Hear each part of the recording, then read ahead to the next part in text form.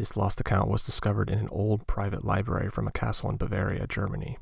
It details a gruesome event in 1789 that may have inspired the popular story, The Emperor's New Clothes. This story is not for the faint of heart. It is quite remarkable how quickly things can change. A disastrous war and the government on the brink of collapse could have scarcely been imagined 1 year ago. All it took is for one domino to fall. But I'm getting ahead of myself. Let me start from the beginning. My name is Richard, and I became a close advisor to King Otto when he was only 19. He was thrust to the throne quite suddenly after his father, King Leopold, fell in battle. Fortunately for the kingdom, his well-trained army won the day.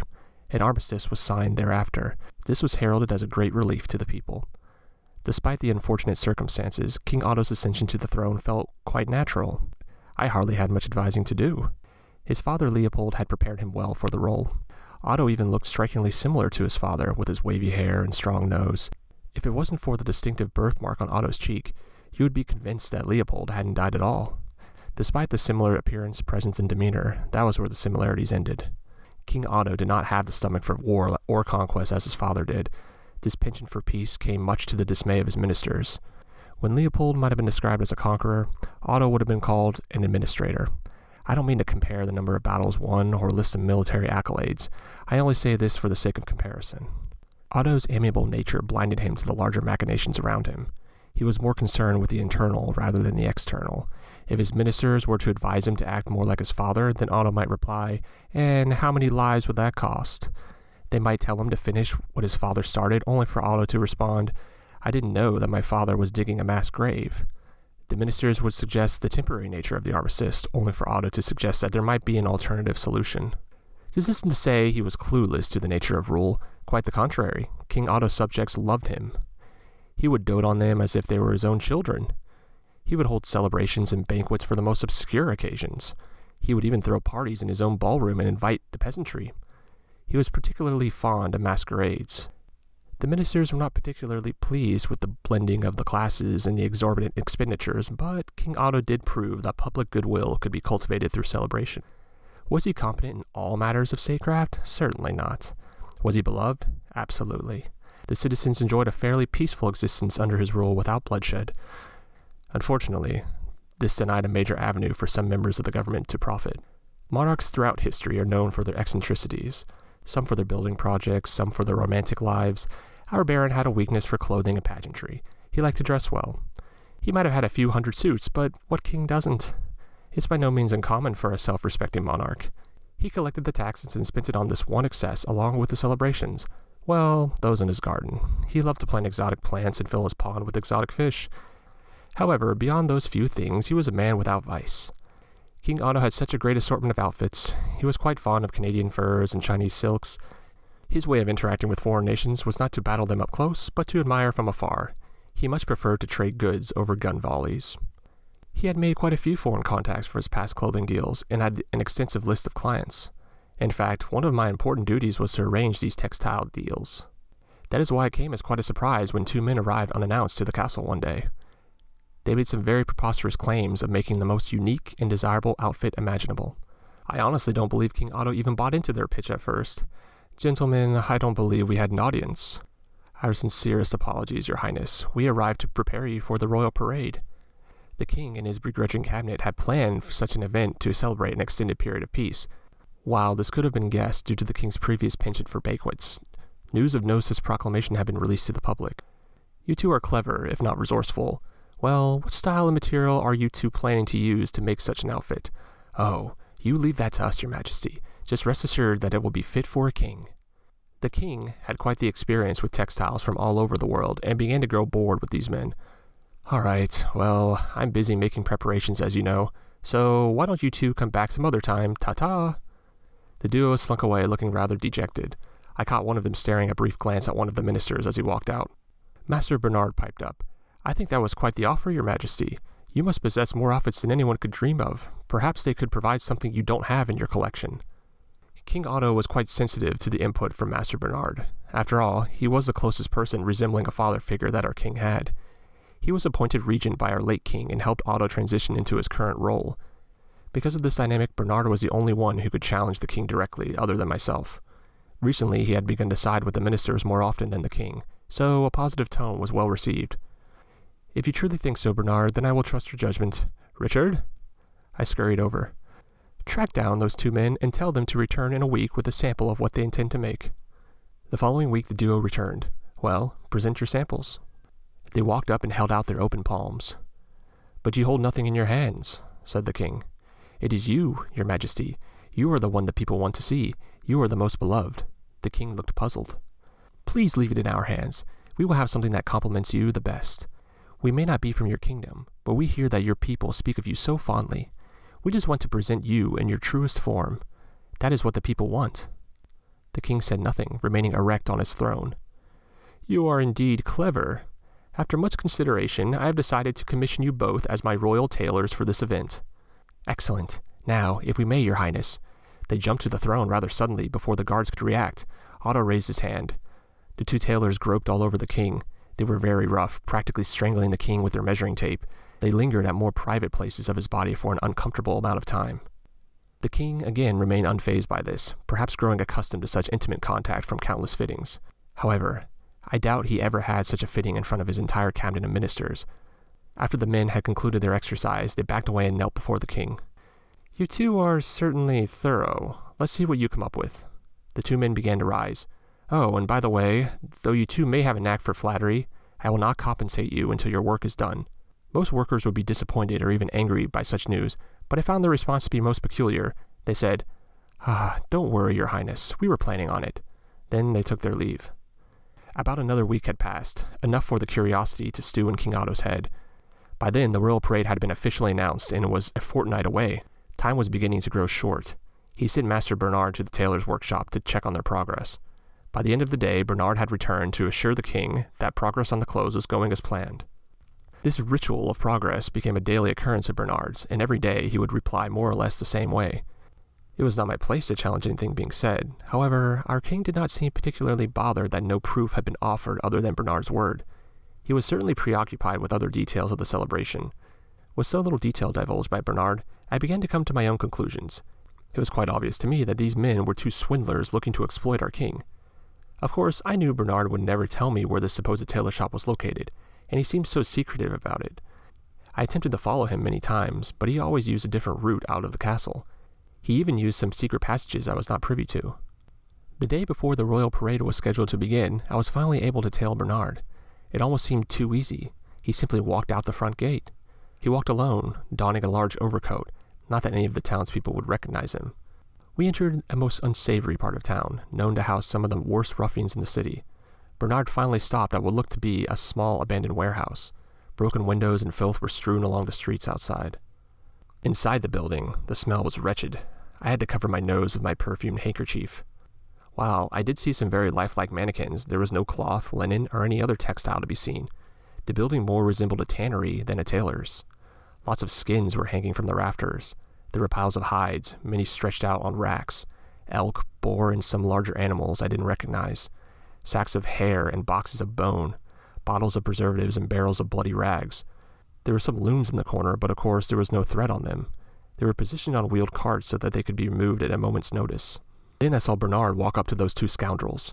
Their cheery expressions were gone, replaced by more menacing demeanors. One of them spoke to Bernard with such ferocity I at once became quite frightened. We're sick and tired of waiting. One of them stuck a finger in Bernard's chest. You've strung us along long enough. We've been waiting here for weeks. We have a much more lucrative job lined up. We're leaving town tonight. You can't be serious. The celebration is tomorrow. You can't. The other grabbed Bernard by his collar. You're going to pay us double what you offered. Half today, half tomorrow. Bernard's eyes darted around the room. Rusty meat hooks swayed from the ceiling. Foreign dark runes stained some of the stretched hides. Fine, you have a deal. Just unhand me. Bernard reached into his coat pockets. He pulled out 2 large sacks of money. I always come prepared, see? I had a feeling you might ask as much. No price is too great to pay for your expertise. The pair grinned as they held their sacks of coins. Please try to restrain yourselves. There isn't much time to wait. He doesn't suspect a thing. He will be ready for you when the time comes. Then you will have the rest of your reward. I wasn't sure what was meant with that exchange. What exactly were they waiting for? I certainly didn't see any finished garments. Not much else was said, and Bernard took his leave. Had he only come here to placate them? I took it upon myself to look around some more. Then I stepped on a wine bottle. What the hell was that? A spy? Through a slit in the shelf, I saw the duo quickly approaching with a speed matching that of the day in the king's throne room. However, this time, instead of measuring tape, they were armed with tanning knives. I eyed the barrel of bloody rags, and without hesitation, I jumped in. The smell was rancid. You fool. It was probably just a rat. Quit being so paranoid. I waited in the barrel for hours until I heard them snoring. They had fallen asleep on the floor with bottles of liquor scattered about them. After returning to the castle, I attempted to warn the king, but his chambers were already closed for the night. The next day was the royal parade, and again I was barred from entering. The guards informed me that the king was being fitted, and for me to join the other servants in the gallery. As I arrived in the gallery, all the servants were being shoved out the door. I wanted to hide, but one of the guards had already noticed me, so I had no choice but to join them. All of us were given the order to march. It was all very strange, the level of control that was being implemented. None of the servants were given access to the king, when this would be a time he would most need them. As we walked, in what I assumed to be the parade, a large litter was moving ahead of us. I assumed that was where the king was. We were ordered to form a train behind it. The musical accompaniment was not cheery or upbeat as I expected. The drums were slow and the horns low. The mood was very somber, more akin to a funeral procession. It felt like we were being marched out as a conquered barbarian tribe in a Roman triumph. Despite how strange it was, I was eager to know what exactly the king was wearing. Perhaps he was draped in furs like a Gallic chieftain. I was able to look ahead in line and see the king's litter. It was completely enclosed, but once we made it to a street where there was a large crowd along the road, the walls suddenly fell off. What I saw shocked me. King Otto was completely naked from head to foot. He blushed and attempted to hide his nether regions. I couldn't understand how he would agree to such a humiliation. Until I saw his wrists. They were shackled to the litter. His ankles were as well. This whole display was being done under duress. Many of the townsfolk were in shock. A few laughed. What a degenerate. What would his father think? He must be rolling over in his grave. Our country will be a complete laughingstock now. Otto attempted to keep on a brave face, but he looked as though he was holding back tears. The procession lasted several hours, snaking up and down winding streets, sometimes doubling back. By the time it was over, there was not a single person in the town who hadn't witnessed the king's humiliation. All of us were marched back to the castle gates, exhausted. The king's litter entered first, then we were ordered to stop. The castle gate was closed. The servants were huddled into some other building, but I decided to break off from the group and find my king. I took one of the secret passages used by Bernard to get back inside the castle. Things were eerily quiet. None of the other servants had returned. I went to the king's room. What I saw, I'll never forget. On the king's bed lay a body covered in red satin sheets. The chest was faintly rising and falling. I could see his wrists and ankles still restrained and chained to the pillars of the bed. Then I remembered that he didn't have red satin sheets, and I recalled his particular preference for linen. He seemed to sense me then, standing frozen in his bedroom doorway, gazing upon him. His head slowly rolled across his pillow to look at me. My God, his face. I still wake up in horror thinking about it. It just blended in with the rest of his bed. His eyes were perfectly round. His nose was missing, as were his ears and lips. His teeth appeared to be suspended in his mouth. His tongue had been spared, and he spoke. Do I look splendid, Richard? Does it amuse you to see me this way? My lord, where is your skin? I screamed as I fled the room. I ran back down through another one of the passages, out of the castle and into town. The next day, gruesome news began to circulate directly from Master Bernard himself that a great tragedy had occurred. King Otto, after the disappointment of his royal parade, had elected to take his own life by drowning in his exotic lake. To add insult to injury, his precious piranhas that the king had specifically imported had picked his bones clean. In response to this sudden tragedy, most of the king's servants had also elected to follow their king to the grave. It truly was one of the worst tragedies to befall the kingdom. Of course, I knew that this was all false propaganda produced by the ministers. Just like the king, the servants had no say in their fate. I shudder to think what would have happened to me if I had followed the parade to its final destination. With this master plan, the ministers had pulled off a relatively bloodless coup. By embarrassing the king in life and death, they were able to successfully demoralize the public and rapidly sway public opinion. That was almost as disgusting as the whole bloody affair, just how fickle people can be. Very few revolted after the news was released, and those who did were easily dispatched by the secret police. Those who didn't revolt instead assisted the government spreading their own wild rumors about how much debt the king was in, how it may have been a blessing in disguise, how he was clearly mentally deranged for that nudist stunt he pulled just before his death, that his ministers feared for their lives, that they valiantly refused to play into the king's madness, that all of the peace was simply a ruse built upon bad debt and insanity.